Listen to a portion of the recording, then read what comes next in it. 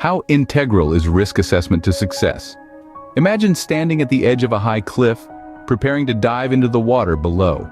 The thrill is enticing, but before taking the leap, you'd naturally assess the risks. You'd ask yourself, what might go wrong? What is the probability that it will go wrong? And what are the consequences? This instinctive process of risk assessment is not only crucial in everyday life decisions, but is also the backbone of effective project management. Risk assessment is a systematic process that involves identifying hazards and analyzing and evaluating the risks associated with those hazards. It begins with a well-defined problem description or risk question.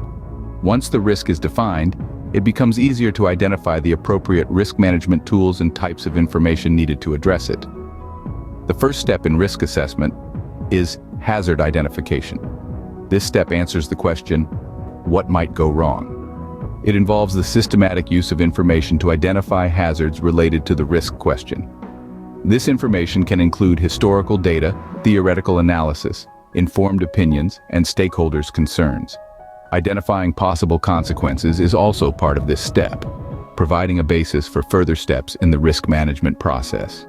The second step, risk analysis, estimates the risk associated with the identified hazards. This qualitative or quantitative process links the likelihood of occurrence and severity of harms. In some cases, the ability to detect the harm also factors into the estimation of risk. The third step, risk evaluation, compares the identified and analyzed risk against given risk criteria.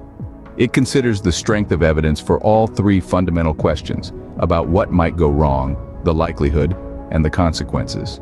The final step, risk control, involves decision-making to reduce and/or accept risks. The goal is to reduce the risk to an acceptable level, with the amount of effort used for risk control being proportional to the significance of the risk. This step might involve asking questions like, is the risk above an acceptable level?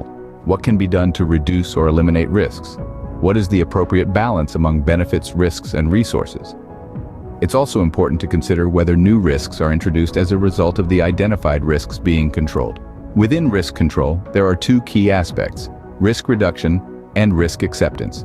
Risk reduction focuses on processes for mitigating or avoiding quality risk when it exceeds a specified acceptable level. It might include actions taken to mitigate the severity and probability of harm.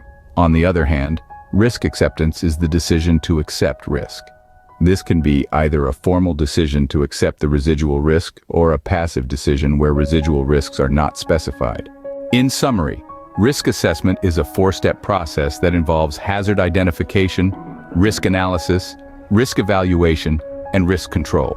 It's a critical part of project management, helping to identify potential problems, evaluate their impact, and develop strategies to control, reduce, or accept the risk. By comprehensively understanding and applying these steps, you can make better decisions, avoid unnecessary setbacks, and increase the likelihood of project success. And remember, just like standing on that cliff edge, it's always better to assess the risks before you leap.